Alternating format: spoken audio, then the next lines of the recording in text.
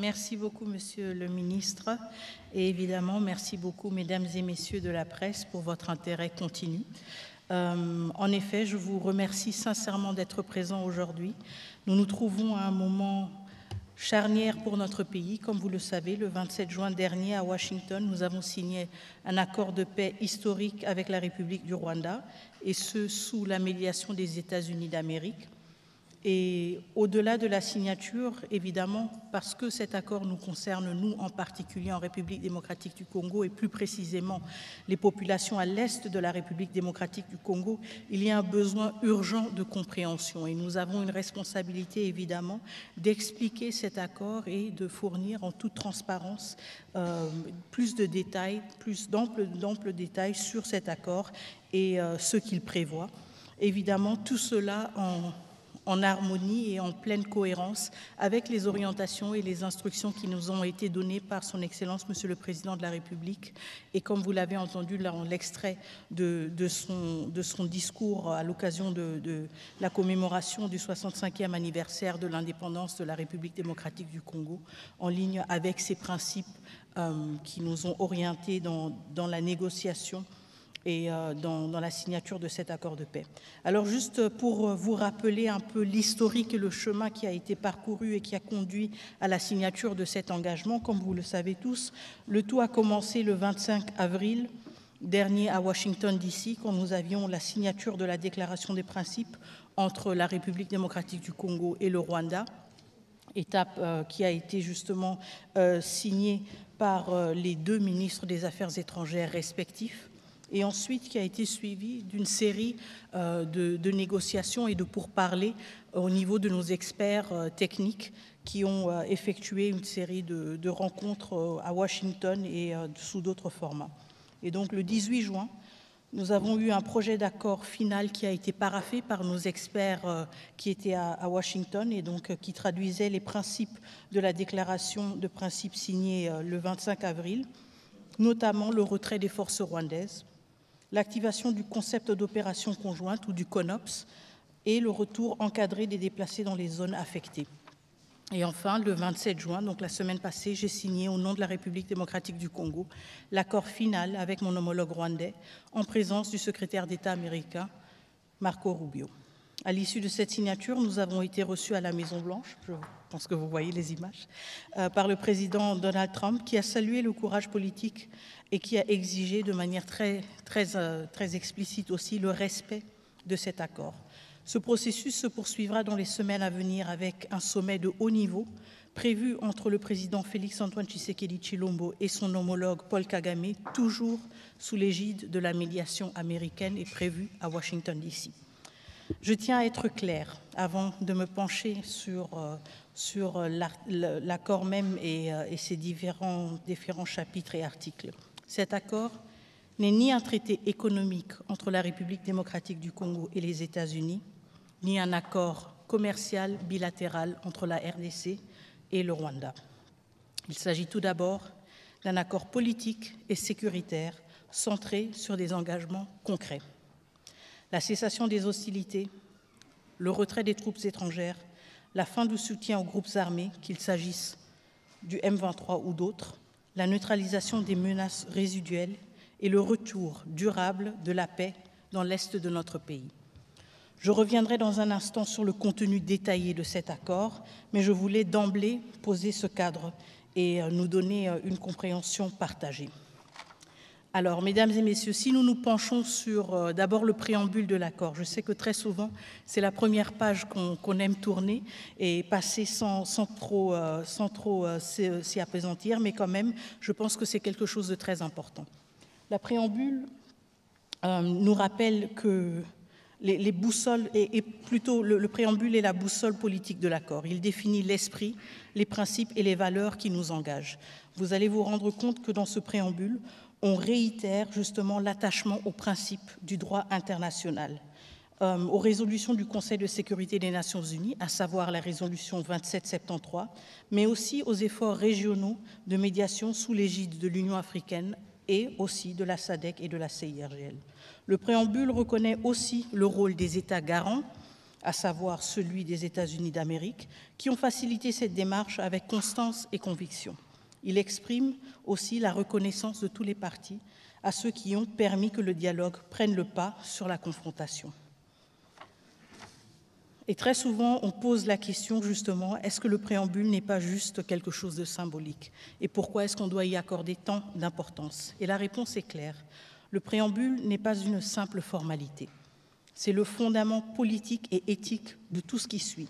Il nous dit pourquoi nous avons signé, il encadre l'interprétation de chaque article et il nous donne une clarté sur, au cas où il y aurait une divergence, le sens d'un article, la manière d'appliquer une disposition et justement comment est-ce qu'on peut avancer dans la mise en œuvre et quels sont les fondamentaux de cet accord. Et donc c'est là que sont inscrits les principes, les repères, la direction à suivre. Et en fait, c'est une sorte de conscience, si vous voulez, de l'accord. Évidemment, du côté de la RDC, nous nous réjouissons énormément du fait que la résolution 2773, première résolution en plus de 20 ans qui reconnaît explicitement le rôle du Rwanda dans la déstabilisation de la République démocratique du Congo, soit évoquée explicitement dans ce préambule, parce qu'encore une fois, ça nous donne un cadre très clair sur la nature du conflit que cet accord de paix est appelé à résoudre. Tout à fait. Est-ce qu'il y avait quelque chose à dire sur le préambule? Non, allez-y. Je continue? Très bien. Alors, nous sommes ensuite au premier chapitre, les dispositions générales. Bon, justement, ça, c'est un peu les fondations juridiques. On ne va pas trop se pencher là-dessus, mais je voudrais quand même insister sur le fait que ce chapitre précise que les engagements qui sont pris sont contraignants. Et ça, c'est très important.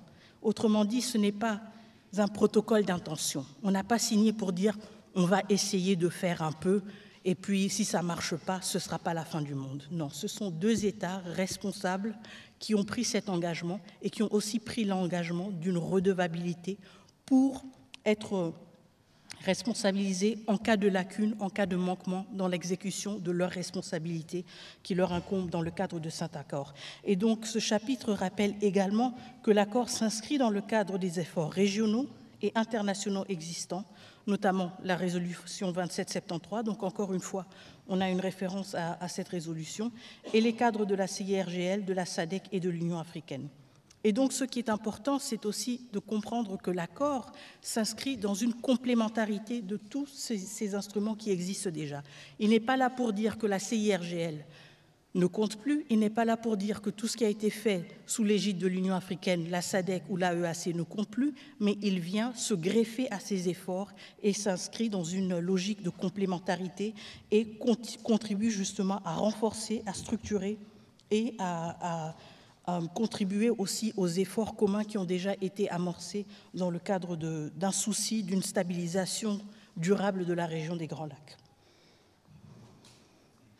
Ce qui est important aussi dans ce chapitre, c'est qu'il précise que la mise en œuvre de l'accord devra respecter la souveraineté pleine et entière de chaque État. Et je pense que ça, c'est une question à laquelle nous tenons énormément en République démocratique du Congo. Je sais qu'il y a eu beaucoup de préoccupations sur cet accord. Il y a eu beaucoup d'interprétations aussi erronées ou un peu simplifiées de l'accord. Et je pense qu'il est très important justement de voir que dès le début, l'accord ne met pas du tout en question la primeur de la question justement de l'intégrité territoriale, et il introduit aussi un autre principe fondamental, la progressivité dans l'application et la réciprocité des efforts.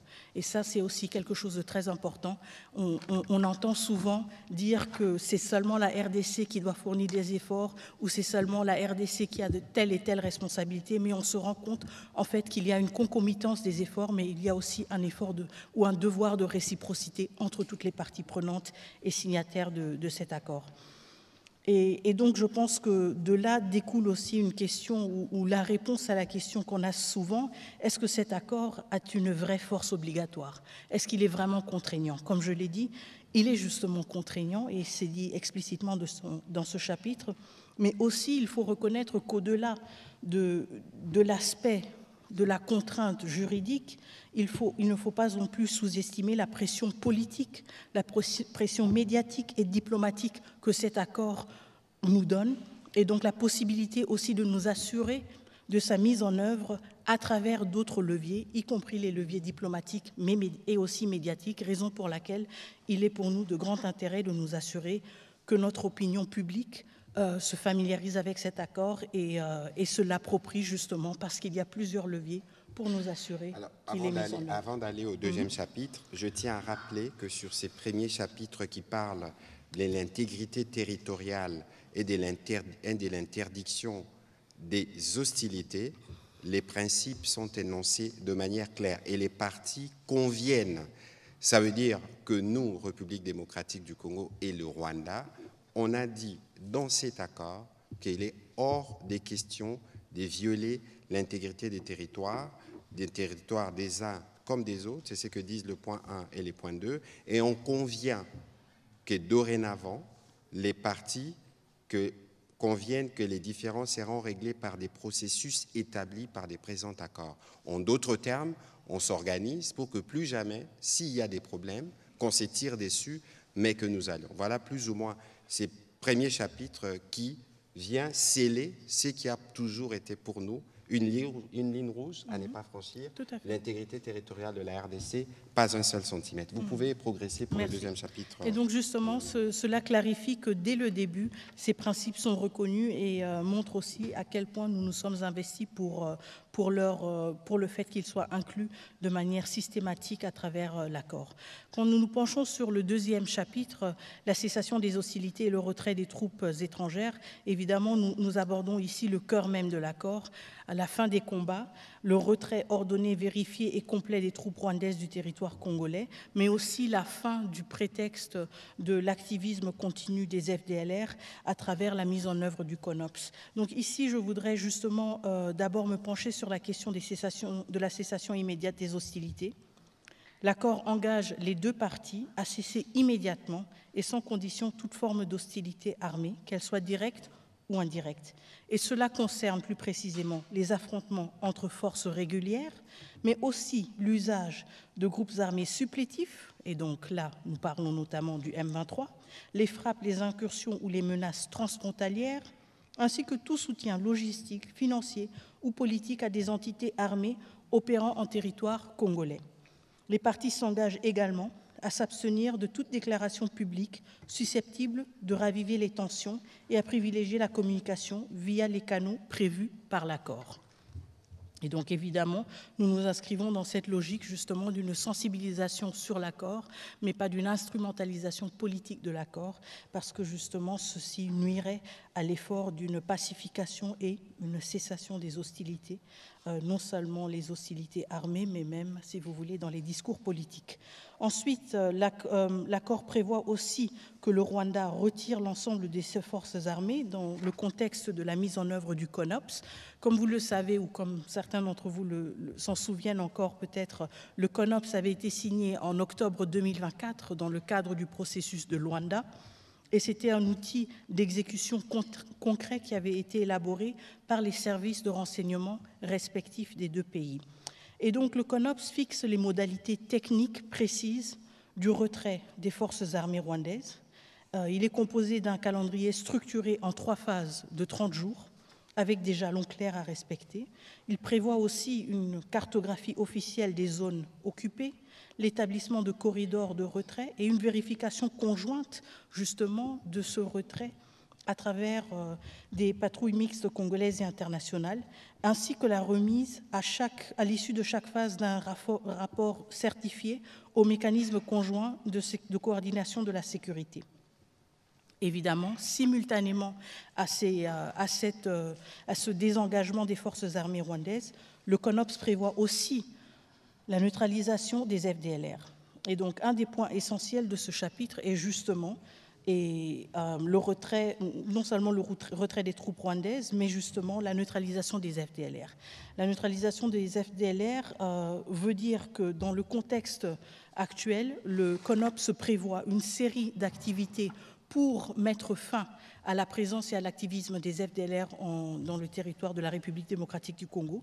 Il prévoit tout d'abord une phase de sensibilisation pour donner aux FDLR l'occasion et l'opportunité de reddition pacifique et prévoit ensuite des mesures avec un séquençage prévu plus contraignante pour s'assurer que cette menace soit éradiquée de manière définitive et mettre fin justement à cette question récurrente pendant les derniers 30 années des FDLR. Avant que vous ne puissiez progresser, je rappelle juste pour ceux qui nous suivent que le CONOPS, c'est un document opérationnel. Lorsque nous étions à Luanda, il y avait des experts militaires de l'état-major de la RDC, du Rwanda, avec les médiateurs angolais. Nous avions convenu d'un plan de comment les mesures de défense rwandaises de désengagement devraient se faire et d'autre part, comment nous allons mettre en œuvre un plan de neutralisation. Donc c'est un document travaillé par des militaires et même l'exécution dans le cadre de cet accord se fera dans ces cadres-là. Donc il faut comprendre que toutes les questions liées au CONOPS, c'est des questions dont on ne pourra pas toujours, qu'on ne pourra pas toujours aborder parce que ça relève du dispositif militaire qui accompagne l'application de cet accord. Je vous en prie, Madame la Ministre. Merci. Mais ce qui est très important à retenir, c'est justement le caractère simultané ou concomitant du CONOPS et de l'exécution de ces deux piliers, à savoir le désengagement des forces d'une part et de l'autre part la neutralisation des FDLR. Donc l'un ne peut pas aller sans l'autre et aucune, si vous voulez, des préoccupations sécuritaires légitimes de chacun des deux pays ne peut être secondaire à l'autre et c'est pour cela que ce CONOPS a un caractère de concomitance qui est très important. Un aspect aussi que j'ai déjà effleuré brièvement, c'est la mise en place d'un mécanisme conjoint de coordination de la sécurité, justement une structure qui sera mise en place pour s'assurer de la bonne mise en œuvre de ce CONOPS, une structure hybride, si vous voulez, avec des représentants de la République démocratique du Congo, des représentants du Rwanda, mais aussi des participants ou des représentants de pays tierces qui vont donc assurer aussi une objectivité et avoir peut-être parfois un rôle d'arbitrage, mais de cette manière contribuer à ce que ce mécanisme soit en mesure d'évaluer et de suivre la mise en œuvre effective de ce CONOPS et évidemment soulever des carences ou des lacunes dans la mise en œuvre de certains aspects du CONOPS. Madame la ministre d'État, c'est un point important parce que si vous avez lu l'accord, dès qu'on l'a signé, devait produire ses effets. Je pense que l'une des premières tâches à laquelle vous travaillez actuellement et qui va permettre la mise en œuvre de cet accord, c'est justement la création de ces mécanismes. Tout à fait. Tout à fait, c'est une des priorités. Encore une fois, ceux qui se souviennent du processus de Luanda vont se souvenir aussi du mécanisme de vérification conjoint ad hoc renforcé. Bon, peut-être que je ne me souviens pas exactement du nom, mais vous vous souvenez certainement du principe et de la structure. Et donc, c'est quelque chose de similaire, encore une fois, avec des représentants des deux pays, mais aussi des parties tierces qui vont nous permettre justement d'avoir un minimum d'objectivité et un consensus sur des questions qui parfois peuvent être épineuses, mais qui seront extrêmement nécessaires. Lorsque vous parlez des parties tierces dans les cadres de cet accord, on peut être précis. Il s'agit des États-Unis, des Qataris, de l'Union africaine et possiblement d'autres partenaires techniques étrangers. Je vous en prie. Oui. Merci beaucoup. Parfait. Alors maintenant, on progresse au chapitre 3. Donc le chapitre 2 se penchait plutôt sur les questions État-État. Le chapitre 3 parle de démobilisation, de désarmement, démobilisation et traitement des groupes armés nationaux. Et donc là, on est dans un champ différent. Et ce chapitre aborde donc une autre dimension essentielle de la paix durable, et à savoir la question des groupes armés congolais. Il est très important de lever immédiatement une confusion que certains discours semblent entretenir de manière délibérée ou pas. Le désengagement des groupes armés nationaux ne se substitue pas au retrait des forces étrangères. Donc il s'agit de deux chapitres différents et le premier chapitre dont nous avons parlé, le précédent, parle justement des forces armées rwandaises et de leur retrait.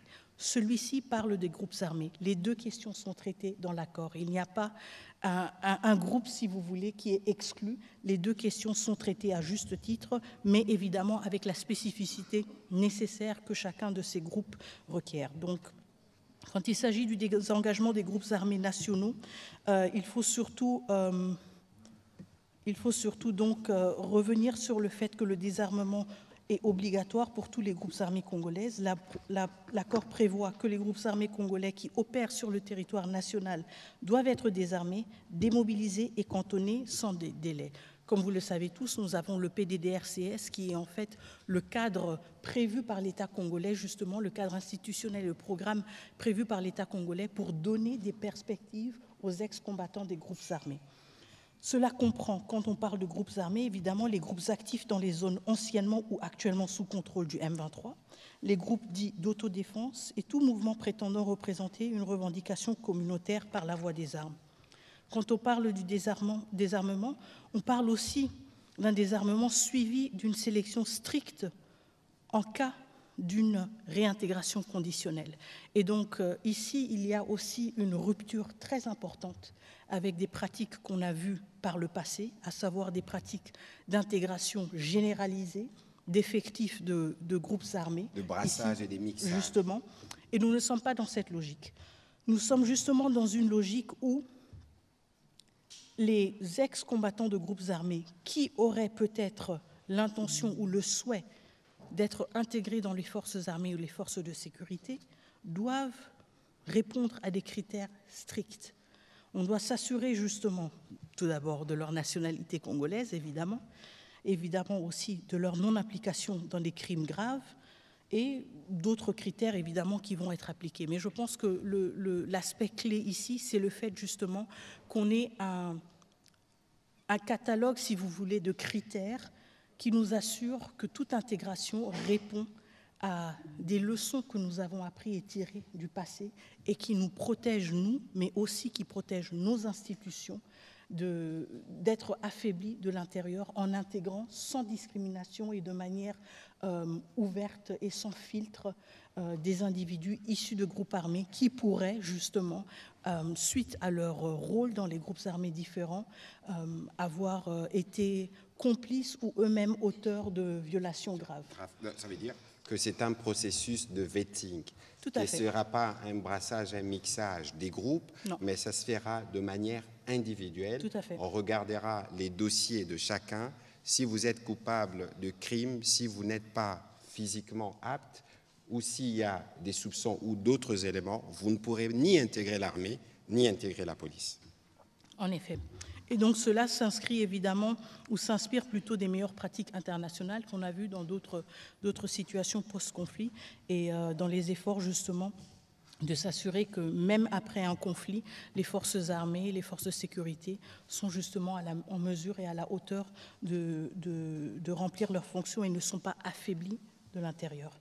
Et donc ce qui est très important aussi, c'est que ceci veut dire qu'il n'y a pas d'amnistie automatique.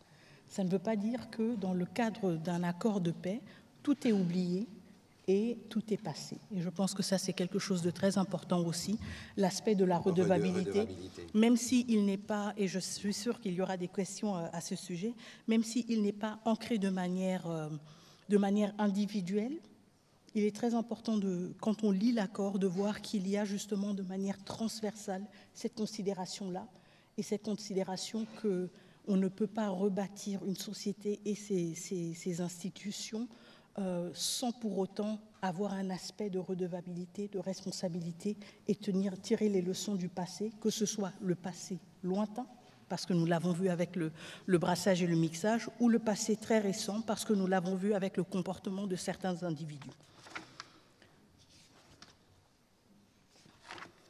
Je vais procéder maintenant avec le prochain chapitre, s'il n'y a pas de questions de votre... Ok, très bien. Parfait. C'est juste deux points justement, et je sais qu'il y a beaucoup de questions du côté des journalistes, donc on va essayer quand même d'accélérer. Le chapitre 4 touche sur la question des déplacés et des réfugiés dans la région, disons. Alors, quand on parle de réfugiés, évidemment, on parle de personnes qui ont traversé des frontières internationales. C'est pour cela que je dis dans la région. Les Congolais qui se trouvent au Rwanda, tout comme les Rwandais qui se trouvent en RDC, et évidemment les déplacés internes qui ont fui et qui sont restés sur le territoire national, mais qui ne sont plus dans leur communauté habituelle. Et donc, ce qui est très important ici, c'est que ce chapitre qui concerne justement la prise en charge humaine et sécuritaire des personnes déplacées est ancré aussi sur un autre processus important, à savoir le processus tripartite. Le processus tripartite, c'est un dispositif de coordination qui réunit la République démocratique du Congo, le HCR, donc le Haut Commissariat des Nations Unies pour les réfugiés, et le Rwanda comme deuxième pays. Et donc, la tripartite assure, en fait, à travers ces trois acteurs, une planification concertée, un accompagnement complet et un suivi régulier de la question des réfugiés, de leur retour, de leur bien-être, etc., et ce, selon les normes internationales. Et donc, là, on est dans un cadre très précis qui veut dire aussi que tous les membres de cette tripartite ont une redevabilité par rapport à leur comportement vis-à-vis des réfugiés respectifs.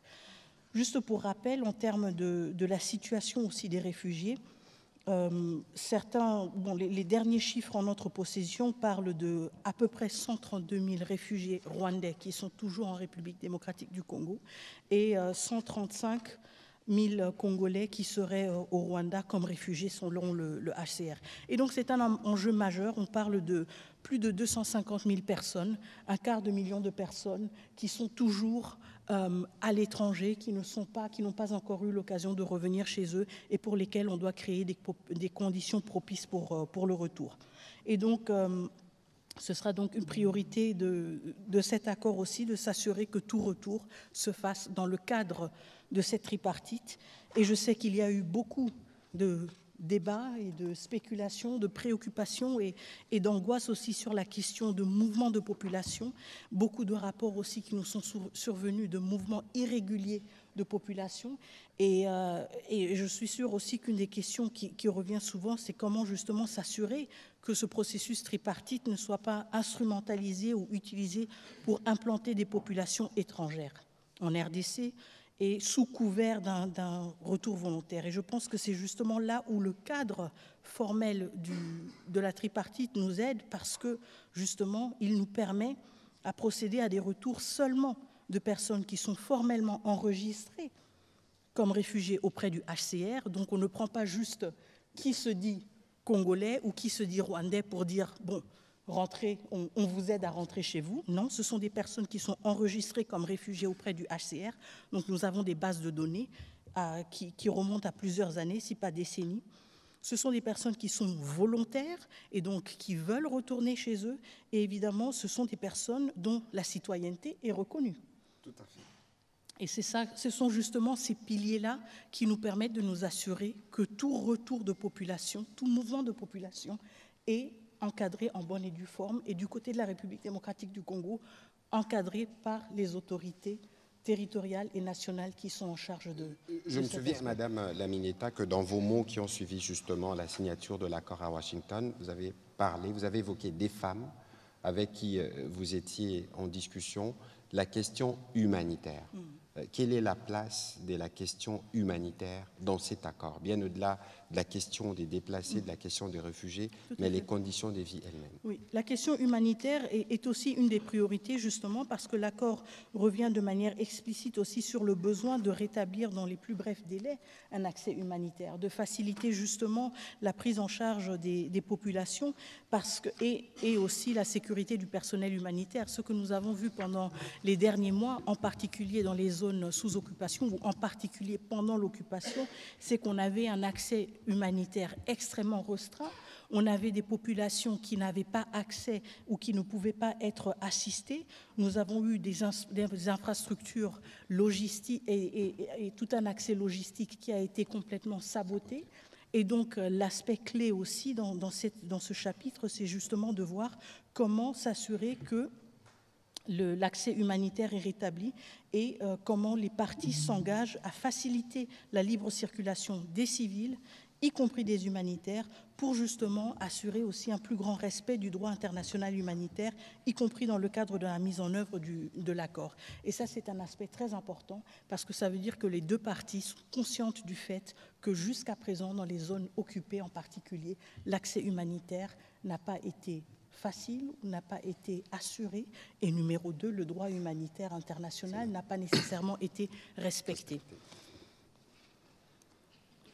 Quand il s'agit du 5e chapitre, on parle surtout du mécanisme conjoint de coordination de la sécurité. Celui-là, je l'ai déjà brièvement évoqué, donc je ne peux pas trop me pencher sur cette question, mais encore une fois, comme je l'avais évoqué, c'est un mécanisme qui est mis en place pour assurer le suivi sur terrain, pas le suivi à partir de Washington, de Kinshasa ou de Kigali. Non, non, c'est le suivi sur terrain de la mise en œuvre de certains aspects de l'accord, à savoir le CONOPS.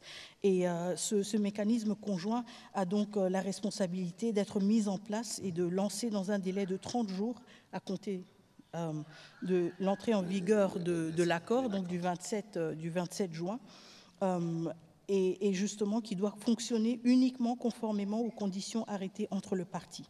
Et ce mécanisme conjoint crée justement des procédures très claires sur comment le mécanisme va élaborer aussi ses rapports pour s'assurer aussi de la transparence et de l'ampleur et la portée des opérations. Les opérations dont j'ai parlé, à savoir les opérations de désengagement de force, tout comme les opérations de neutralisation des FDLR. Le mécanisme conjoint de coordination de la sécurité est régi par les principes suivants.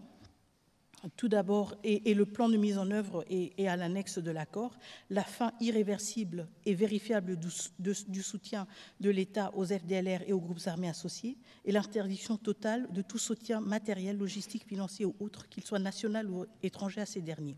Un engagement à identifier, évaluer, localiser et neutraliser, conformément aux dispositions pertinentes du plan harmonisé de neutralisation des FDLR et de désengagement des forces, levée de mesures défensives par le Rwanda du 31 octobre découlant du processus de Luanda, et un engagement à s'appuyer sur les accords de coopération bilatérale en matière de sécurité, la protection des civils et le respect du droit international humanitaire. Donc ce mécanisme, comme je le disais, est prévu comme, si vous voulez, un mécanisme de suivi sur place pour s'assurer de la bonne mise en œuvre de cet accord, à commencer par le CONOPS, mais aussi des aspects comme, par exemple, le respect du droit international humanitaire.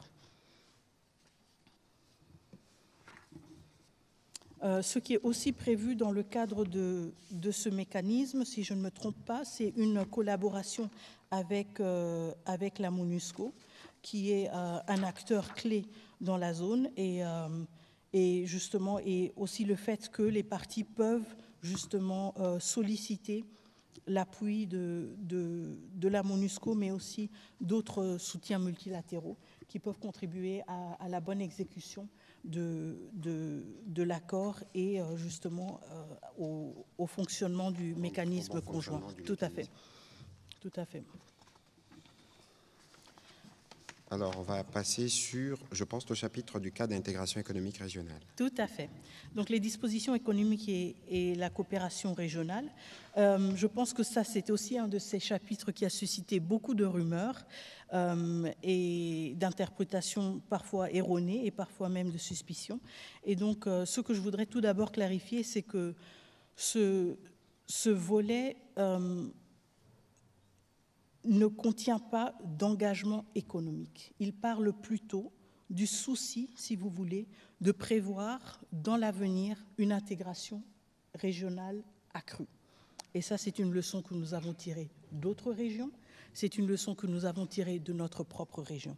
L'accord ne prévoit ni contrepartie économique, si vous relisez bien le chapitre 6, ni concession en matière minière, ni traité commercial bilatéral avec le Rwanda. Il énonce plutôt un engagement des deux parties à œuvrer à la réactivation. Réactivation, ce sont des questions que nous avons discutées, que nous discutons depuis des décennies dans la région des Grands Lacs. La réactivation des dynamiques de coopération économique régionale dans un esprit de stabilisation post-conflit. Et cela comprend, à moyen terme, la réhabilitation des axes logistiques régionaux, la relance de corridors douaniers, des échanges techniques sur les zones économiques transfrontalières, mais aussi, il faut reconnaître que ces dispositions sont volontaires, elles sont progressives, elles sont non contraignantes et elles ne sont pas liées au calendrier sécuritaire. Donc, en d'autres termes, sur ce point économique, par exemple, il n'est pas question d'avoir le Rwanda mettre la main sur les ressources de la RDC. Pas du tout, et ce n'est pas prévu dans cet accord, aucunement. Ce qui est important ici, c'est justement le fait que cet accord s'appuie sur des efforts que nous avons déjà vus dans la région et que nous voyons dans d'autres régions de l'Afrique et au-delà, donc un effort d'une plus grande intégration économique qui permet justement à stabiliser à long terme, mais nous sommes conscients, et je pense que c'est là que c'est très important quand même de revenir sur cette question, nous sommes conscients que toute intégration économique ne se fait pas dans un vide. Il ne se fait pas dans un vide historique ou dans un vide social. Et donc, nous ne sommes pas naïfs, même quand nous parlons d'intégration régionale, même quand nous parlons d'une ouverture économique. Nous savons d'où nous venons. Nous venons de 30 ans d'agression, de millions de morts, de populations déplacées, pillées, violées et de minerais extraits illégalement pour alimenter des réseaux d'enrichissement illicite. Donc, la coopération économique, évidemment, peut être un vecteur de stabilité, mais elle ne peut pas être précipitée. Et c'est pour cela, justement, que c'est quelque chose qui doit se faire de manière séquentielle et de manière graduelle. On aura toujours les voisins que nous avons, et si on veut bâtir une paix durable, on devra travailler avec ses voisins, mais en même temps, nous sommes aussi conscients de notre histoire et du poids de cette histoire, et nous devons l'assumer avec responsabilité. Évidemment, le président de la République, justement, s'exprimant sur les sujets, parlait de la nécessité d'avoir une paix durable et une paix que nous voulons définitive. Vous parliez, Madame la ministre d'État, d'intégration régionale. Il ne faut pas oublier que dans cette région, nous avons des exemples. Aujourd'hui, tout le monde connaissait ce qu'on appelait à l'époque la CEPGL, la Communauté économique de pays de Grand Lac, qui était une organisation régionale qui regroupait à la fois la RDC, le Rwanda et les Burundi. Les Zaïre de l'époque étaient le premier contributeur.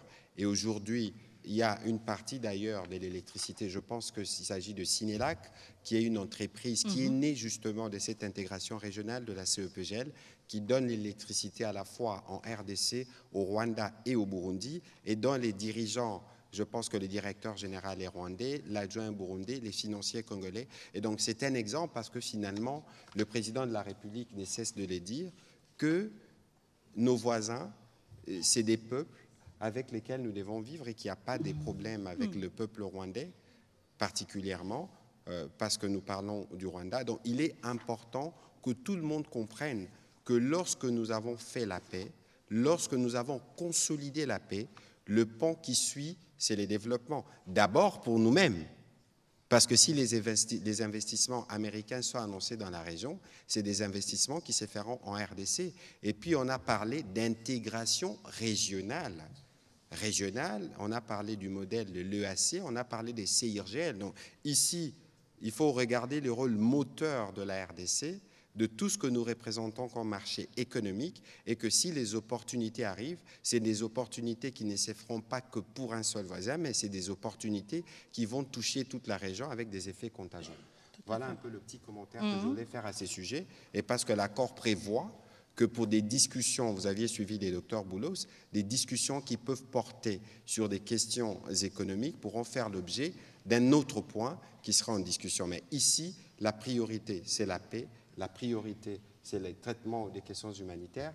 La priorité, c'est des mesures que l'on prend pour s'assurer que le Rwanda retire ses mesures de défense, que l'on traque les FDLR, qu'on crée justement les conditions de retour de cette paix, qu'on va consolider de manière définitive et durable. Ce n'est qu'après qu'on viendra faire l'économie. Tout à fait. Allez-y pour la Donc suite, Madame la ministre l'accord, comme vous l'avez dit, Monsieur le ministre, en fait, l'accord crée les conditions propices pour nous permettre à nous lancer avec ambition sur un projet de développement de ces zones qui ont été affectées pendant des décennies par des cycles et des cycles de conflits.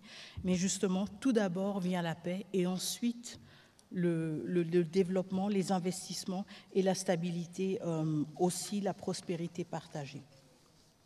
Le dernier chapitre sur lequel je vais me pencher rapidement est en fait un chapitre qui clôture, si vous voulez, l'accord, la mise en œuvre et le règlement des différends.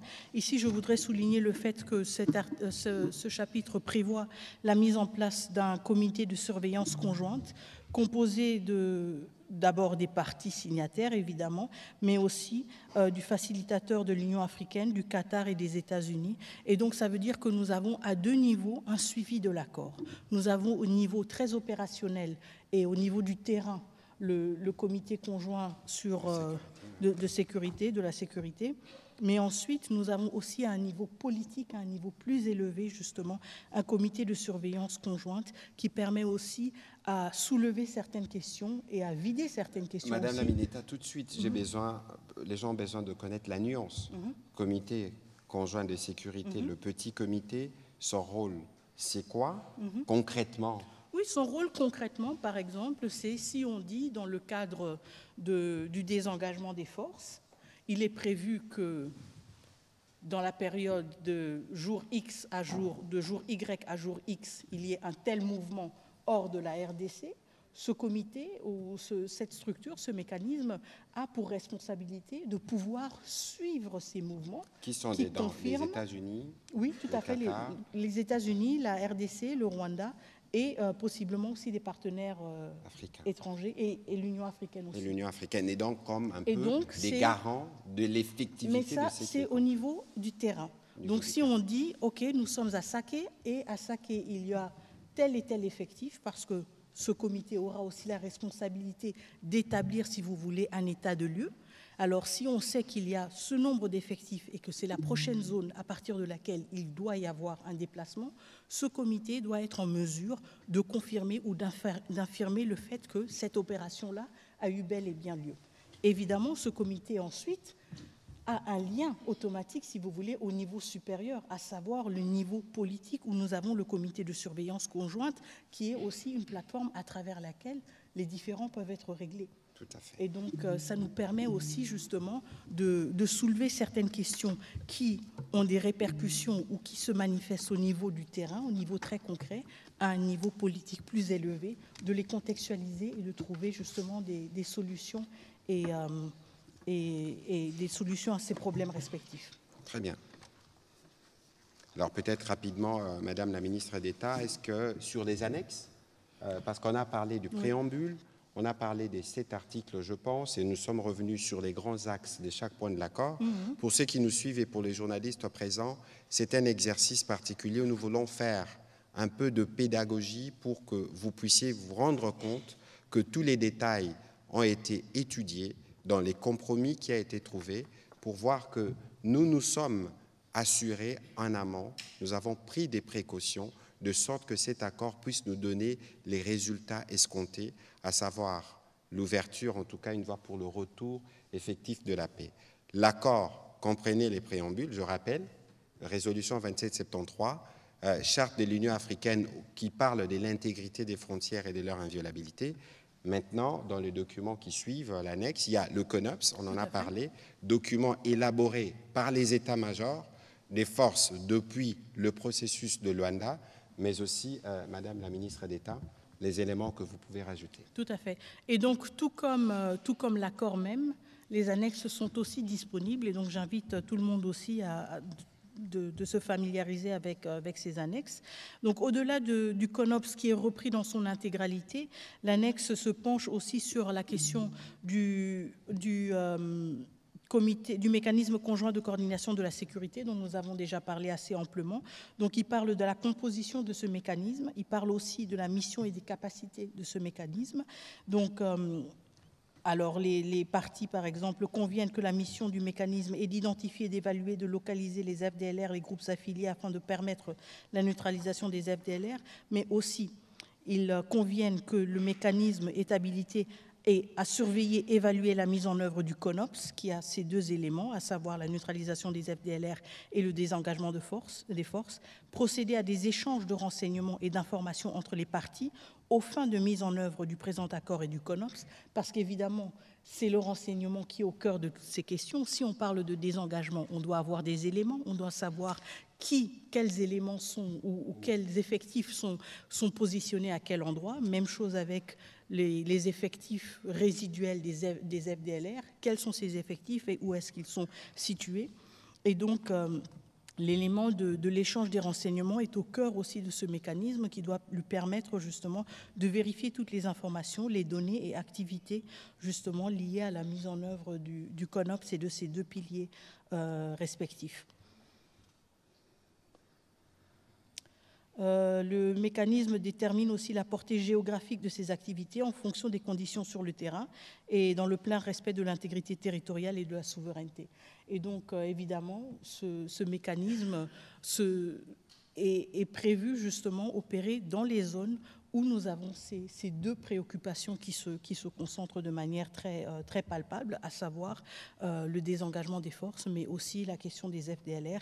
Et donc, il est clé que ce mécanisme, pour être opérationnel, puisse se rendre sur le terrain, puisse justement aussi vérifier concrètement et de manière tangible les réalités qui caractérisent le terrain et le contexte respectif.